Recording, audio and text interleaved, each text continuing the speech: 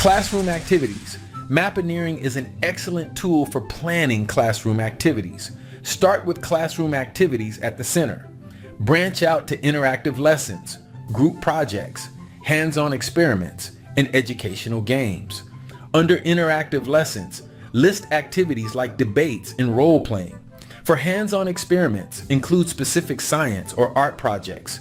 This structured approach helps plan and organize engaging classroom activities that enhance student learning and participation. Mind maps make your activity planning more efficient and dynamic. Can you dig it? I knew that you could. Peace.